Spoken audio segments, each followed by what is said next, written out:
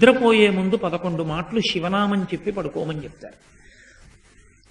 తెల్లవారి నిద్ర లేచేటప్పుడు మీరు పరమశివ భక్తులైనా సరే, మీ కులదేవత పార్వతీ పరమేశ్వరులైనా సరే, శివ అంటూ లేవడాన్ని శాస్త్రం అంగీకరించదు. శాస్త్రమే. శివుడు కేశవుడు రెండని నేను అంటలేదు. కానీ దేని స్థితి దాందే అంతే. నిద్ర లేచినప్పుడు మొట్టమొదట నోటి వెంట పైకి రావలసినటువంటి మాట ఏదో శాస్త్రమే నిర్ణయం చేసింది.